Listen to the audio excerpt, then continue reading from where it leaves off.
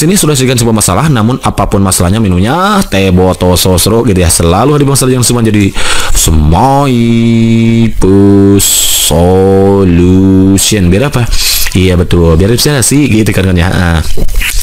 Soal number one nih, berikut lembaga legislatif bikameral yang merupakan salah satu lembaga tinggi negara dalam sistem ketatanegaraan Indonesia adalah AMPR, B DPR, C DPD, DMA, EMK. Itu nomor satu. Nomor duanya, berikut merupakan tugas dan wewenang MPR kecuali A. mengubah dan menetapkan undang-undang dasar, B. melantik presiden wakil presiden hasil pemilu, C. memutuskan usul DPR untuk memberhentikan presiden dan atau wakil presiden dalam masa jabatannya, D. melantik wakil presiden menjadi presiden jika presiden mangkat, E. memutuskan hasil sengketa pemilu. Berarti kawan-kawan untuk mengetahui atau menjawab soal ini maka kawan-kawan harus tahu sejarah lahirnya MPR ya, tidak termasuk juga tugas dan wewenangnya. Nah karena itu Ma'akil insya Allah dalam kesempatan ini akan berbagi kepada kawan-kawan terkait dengan lembaga tinggi negara yang satu ini gitu ya.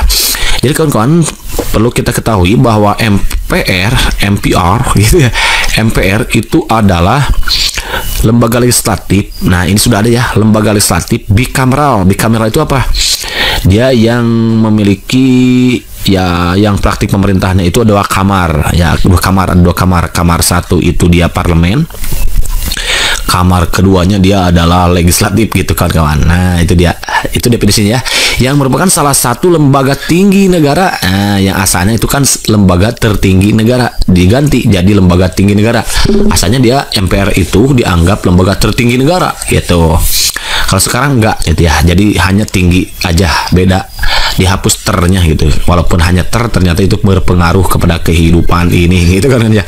Dalam sistem kenegaraan Indonesia, jadi definisi dari MPR itu sendiri adalah lembaga legislatif bikameral, yaitu parlemen dan legislatif, yang merupakan salah satu lembaga tinggi negara dalam sistem kenegaraan Indonesia. Itu definisinya setelah amandemen Undang-Undang Dasar 1945 tentunya.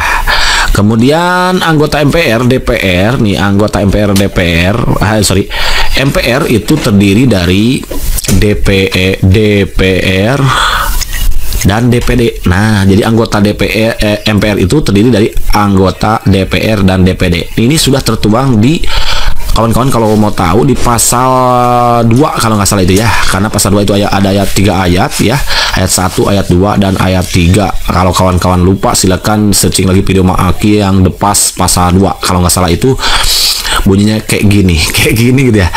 Jadi bunyi pasal 2 depasnya, untuk kawan-kawan ingin mengingat depas pasal 2 cukup kawan-kawan ingat MPR, DPR,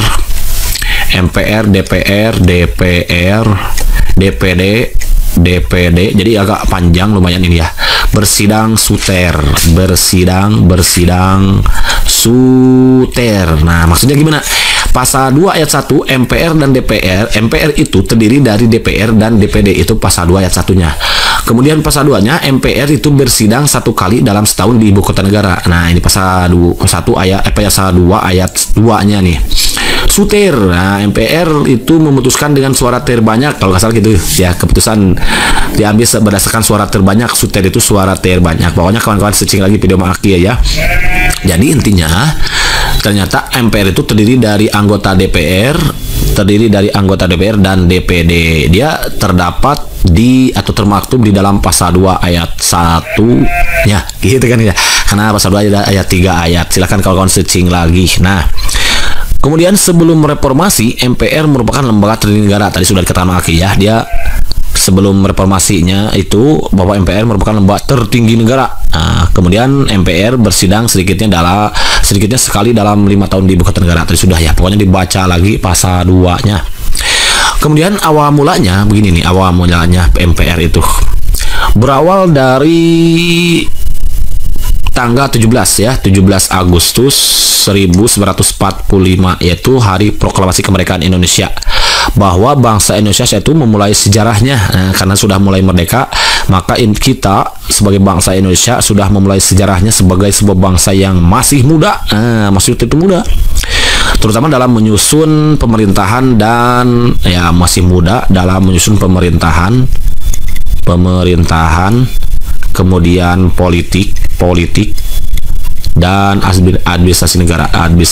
Jadi kita masih terhitung muda kawan-kawan saat itu gitu ya.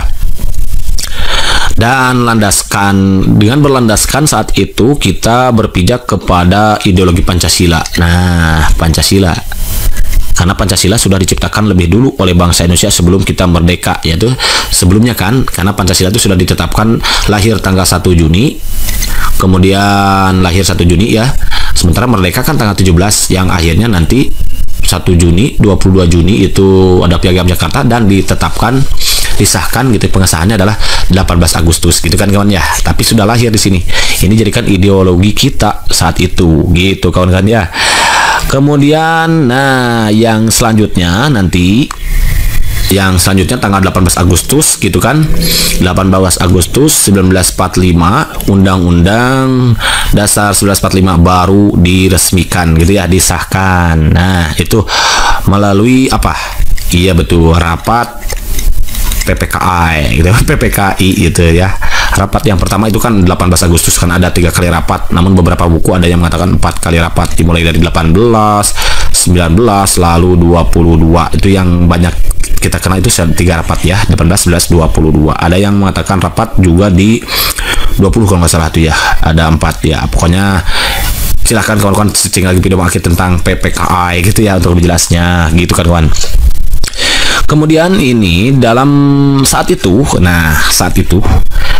dalam rapat panitia, ada rapat ya, jadi rapat panitia perancang undang-undang.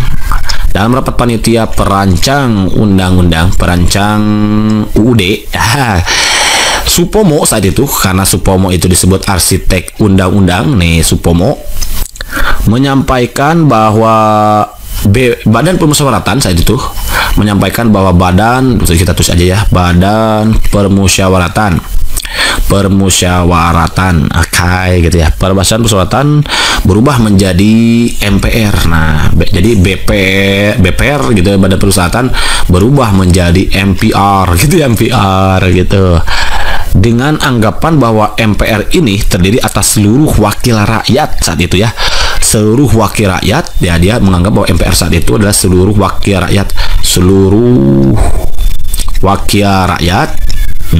rakyat, kemudian juga seluruh wakil daerah, dan seluruh wakil golongan. Nah, gitu. Konsep ini yang akhirnya ditetapkan dalam sidang PPKI, yaitu pada acara pengesahan Undang-Undang Republik Indonesia ya, pra-amandemen gitu kawan-kawan. Itu awal mulanya.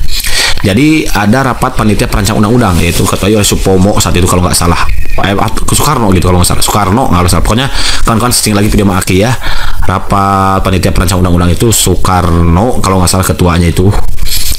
Silahkan kawan-kawan searching di pindah, karena panitia perancang undang-undang ini bagian dari panitia kecil kawan-kawan. Ada panitia kecil itu banyak, termasuk panitia 9, panitia 8, panitia 7, ada itu kawan-kawan. Pokoknya dibuka lagi lah video Maki yang sebelumnya. Kemudian pada masa Orde Lama nih,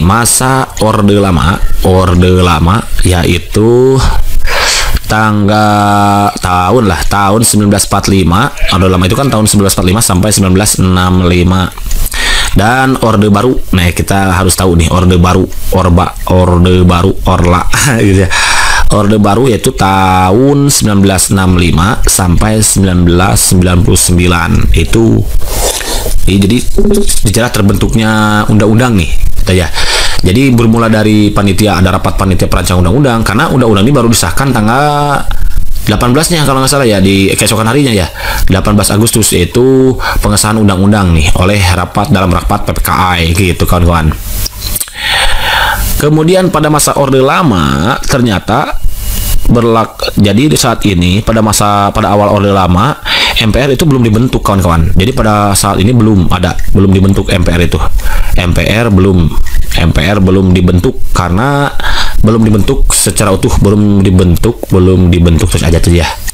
Belum dibentuk secara utuh dengan alasan saat itu masih situasinya sangat genting gitu. Kemudian masa berlakunya saat itu maksudnya saat ini. Jadi berlaku konstitusi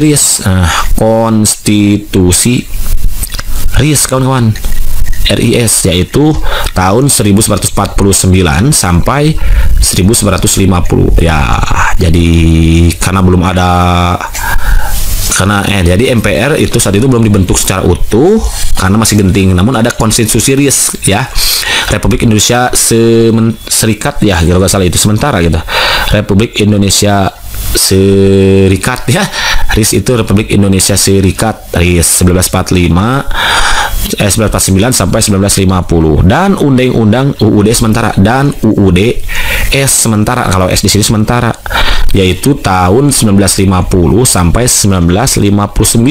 Lama kawan-kawan, pokoknya lama nih. Jadi saat itu ada undang-undang sementara terlebih dahulu. Nah, hingga akhirnya nih lanjut lagi di sini.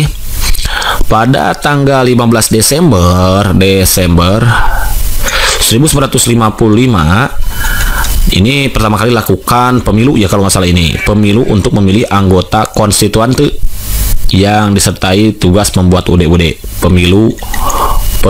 pemilihan umum, namun untuk memilih anggota konstituante yang diserahi tugasnya itu untuk membuat UUD, karena UUD-nya kan belum dibuat secara utuh.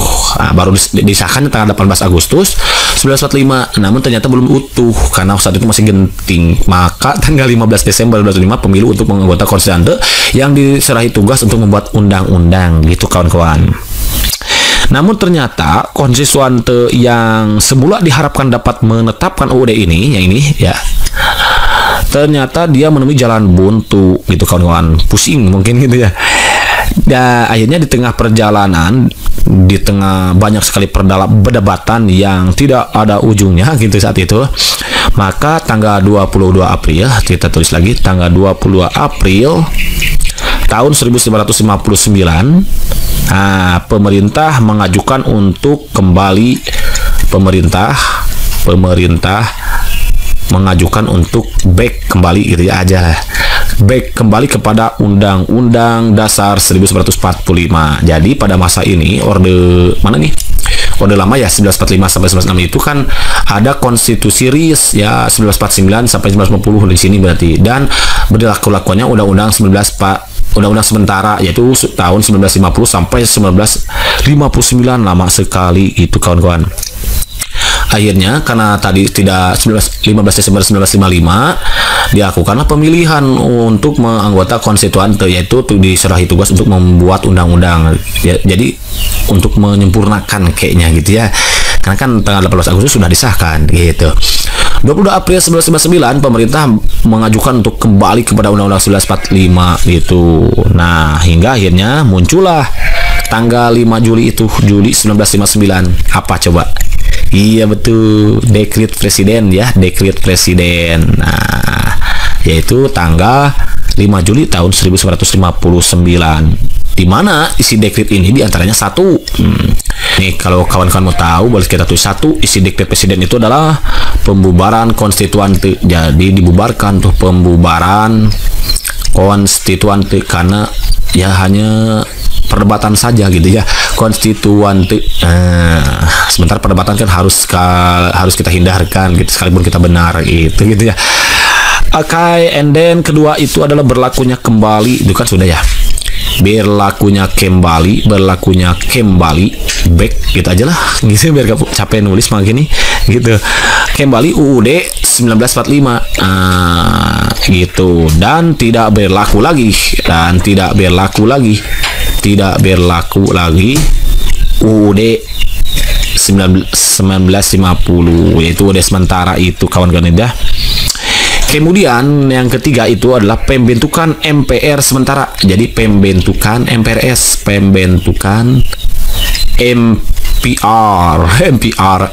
sementara nih saat itu. Dan Dewan Pertimbangan Agung sementara. Jadi ada Dewan Pertimbangan Agung sementara DPAS saat itu. Nah, untuk melaksanakan dekret presiden ini, maka muncullah penetapan presiden nomor 2 tahun 1959 untuk mengatur pembentukan MPR gitu diantaranya ya. Nah, gitu kawan-kawan.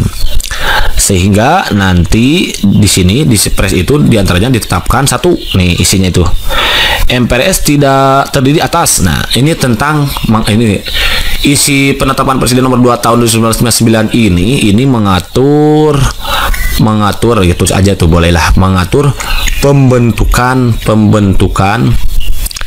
MPR itu ya MPR, dimana di sana dikatakan bahwa MPRS ya Majelis Permusyawaratan Rakyat sementara itu terdiri atas anggota DPR golongan, kemudian juga DPR gotong royong, DPR gotroy, kemudian ditambah utusan dari daerah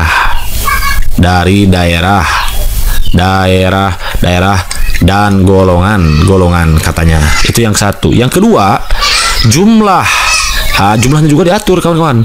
Jumlah anggota MPR ditetapkan oleh presiden. Nah, oleh presiden. Jadi ditetapkan isi dari penetapan Presiden nomor 2 tahun 1959 ini. Kemudian yang ketiga itu diantaranya adalah yang dimaksud dengan daerah-daerah tadi ini, yang dimaksud dengan daerah-daerah dan golongan-golongan tadi adalah daerah swatantra. Nah, daerah swatantra.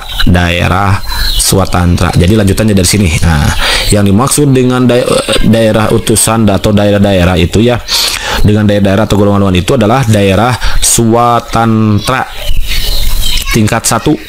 Nah, tingkat 1 katanya. Tingkat 1 dan golongan karya. Golongan karya. Oke. Number 4 itu diantaranya. Oke, lanjut pindah aja dulu ke sini ya.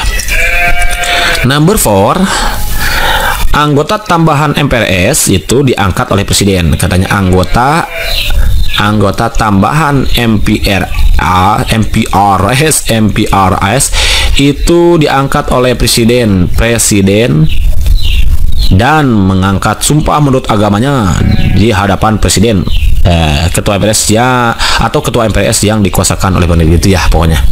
Jadi anggota tambahan MPRS itu diangkat oleh presiden dan mengangkat sumpah menurut agama di hadapan presiden. Jadi harus sumpah di hadapan presiden atau ketua MPRS yang dikuasakan oleh presiden. Yang kelima itu MPRS mempunyai seorang ketua dan beberapa wakil ketua yang diangkat oleh presiden. Jadi ada ketua dan wakil ketua juga kawan-kawan yang diangkat oleh presiden. Nah gitu kawan-kawan ya, itu sejarahnya kawan-kawan. Lalu tanggal 30 September ada apa tuh? 1945. Iya betul, itu ada G30 SPKI. Gerakan 30 SPKI. Hingga akhirnya dalam rangka pemberantasan keanggotaan MPRS dari unsur PKI. Nah, karena si MPRS tadi dianggap dalang atau dituduh sebagai dalang dari terjadinya G30 SPKI ini, maka terjadinya G30 SPKI dan kemudian MPRS ini dituduh sebagai dalang dari semua ini, hingga akhirnya dilakukan pembersihan. Maka dibentuklah MPR. Nah, saat itu yang dipilih oleh rakyat. Nah, MPR yang dipilih rakyat saat itu ya, dipilih rakyat. Itu kawan-kawan. Kemudian ya sambil menunggu terbentuknya MPR ini, MPRS ini masih melaksanakan tugas dan wewenangnya sesuai dengan Undang-Undang 1945 gitu kawan-kawan ya. Itu tanggal 30 September tahun 1945 MPR ini. Jadi MPRS ya, yaitu Majelis Permusyawaratan Rakyat sementara, karena dituduh sebagai dalang dari semua ini, maka dibentuklah MPR yang dipilih oleh rakyat gitu. Berikutnya masa reformasi. Nah, masa reformasi hingga sekarang. Ya, yaitu 1999 sampai sekarang. Jadi MPR tidak menjadi lembaga. Nah, saat reformasi ini perlu kawan-kawan ketahui bahwa MPR tidak lagi menjadi lembaga tertinggi negara, melainkan dia hanya menjadi lembaga tinggi saja, lembaga tinggi negara saja, sejajar dengan lembaga-lembaga yang lain gitu. Ya, semula yang asalnya kalau kawan-kawan tahu nih, di pasal 1 sebelumnya, di pasal 1 ayat 2 sebelumnya, ayat 2, masih ingat isi pasal 1 ayat 2 yang sekarang? Iya betul, di pasal itu kan Republik tahu. Jadi pasal 1 itu ada 3 ayat, Republik. Artinya maksudnya apa? Negara Indonesia adalah negara Republik kedaulatan berada di tangan rakyat dan dilaksanakan berdasarkan undang-undang. Negara Indonesia adalah negara hukum. Jadi Republik tahu gitu kan ya. Silahkan kawan-kawan cek lagi cara cepat menghafal pasal ayat pasal 1 ayat 1 2 3-nya gitu. Jadi waktu itu sebelum kesini ternyata pasal 1 ayat 2 itu berbunyi kedaulatan adalah di tangan rakyat katanya. Betul, masih sama ya, adalah di tangan rakyat. Di tangan rakyat. Oke, gitu. Dan dilakukan sepenuhnya oleh MPR dan dilakukan sepenuhnya oleh MPR gitu waktu itu, MPR. Jadi bunyi pasal 1 ayat 2 saat itu ternyata kedaulatan berada di tangan rakyat tapi dilakukan sepenuhnya oleh MPR.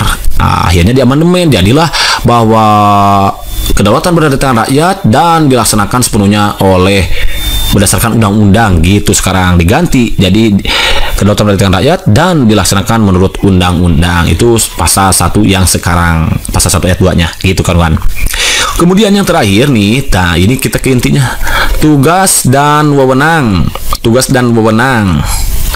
MPR. Nah, sebetulnya kawan-kawan, tugas dan wewenang MPR ini terdapat pada pasal 3, di mana pasal 3 itu terdiri 3 ayat 1 2 3. Nah, silahkan kawan-kawan, jadi sebetulnya jadi untuk kita persiapan, jadi memang ya perlu kita hafal si pasal itu 1 sampai 37-nya.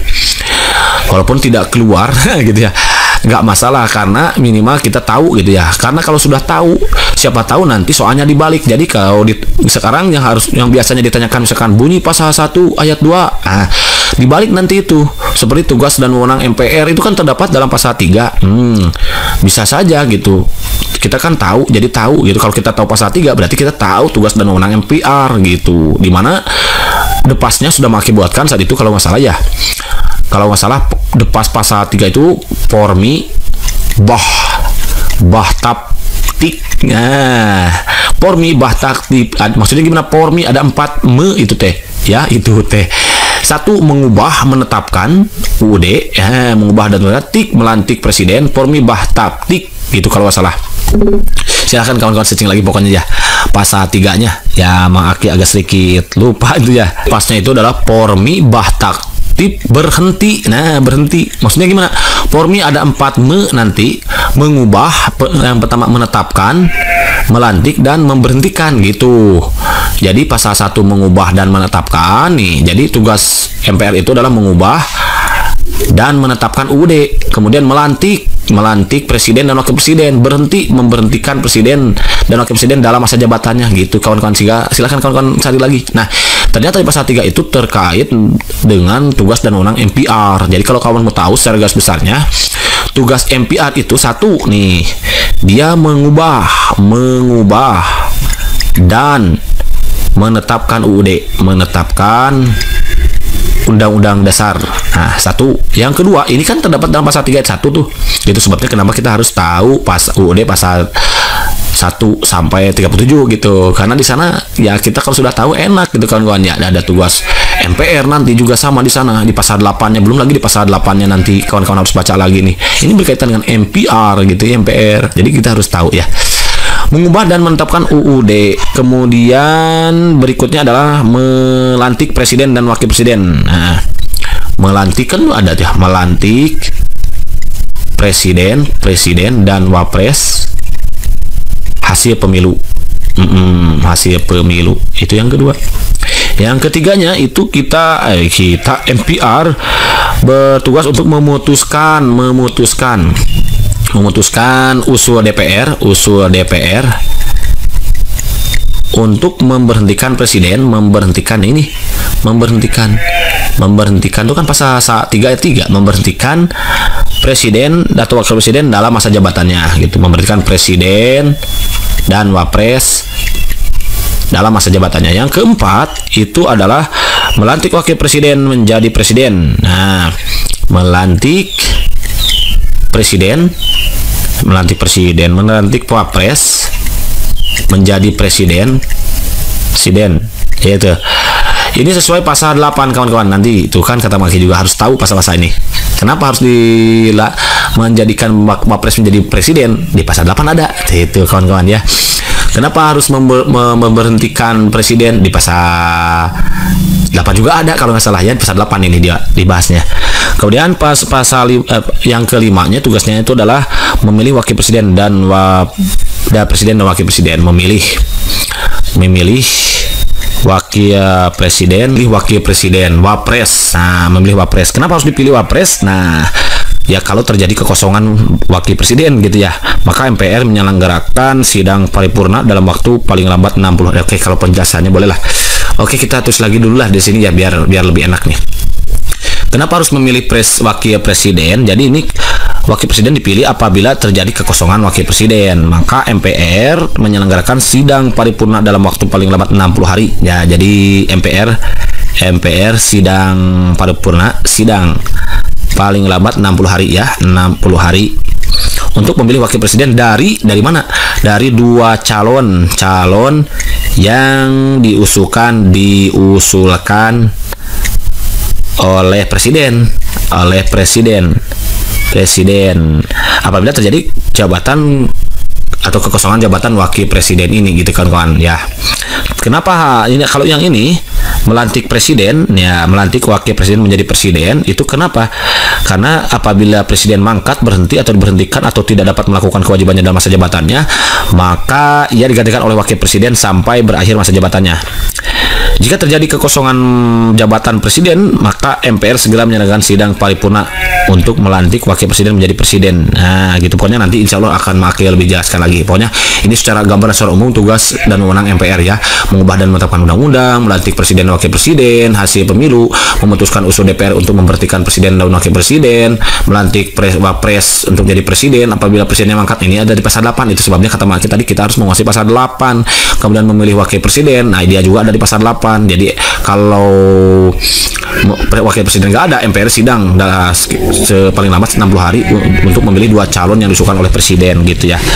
Kemudian memilih presiden dan wakil presiden juga sama, memilih yang terakhir itu memilih presiden dan wapres. Nah, itu yang ke-6, yang terakhir ya. Jadi apabila presiden dan wakil presiden mangkat dan diberhentikan kedua-duanya ya, maka MPR menyalakan sidang paripurna paling lambat 30 hari. Nah, 30 hari kali ini MPR sidang paling lambat 30 hari untuk memilih presiden gitu ya dan wakil presiden. Kalau tadi itu untuk memilih calon presiden ya, dua calon yang diusulkan oleh presiden gitu ya. Kalau wapres yang kosong, kalau presiden yang kosong maka kalau presiden dan wakil presiden yang kosong maka MPR sidang dalam waktu 30 hari, paling lambat 30 hari untuk memilih presiden dan wakil presiden dari dua pasangan calon presiden dan wakil presiden yang diusulkan parpol. Ini mah parpol. Pokoknya ada deh, semuanya ada di pasal 8. Silakan nanti kawan baca gitu kawan ya. Jadi gambaran secara umumnya tugas dan wewenang MPR itu: 1. Mengubah dan menertibkan undang, melantik. 2. Melantik presiden dan wakil presiden hasil pemilu. C. 3. Memutuskan usul DPR untuk memberhentikan presiden dan wakil presiden. 4. Melantik wapres dan presiden. Ini ada pasal 8, ini juga ada pasal 8. Di pasal 8 kalau ini ada di pasal 3 nih kawan-kawan, jadi baca lagi nanti gitu kawan-kawan ya. Oke kawan-kawan, jadi sebelum kita akhiri jangan diakhiri dulu, makanya Bapak mau diakhiri. Kita jawab dulu yang ini, yang tadi soalnya ya.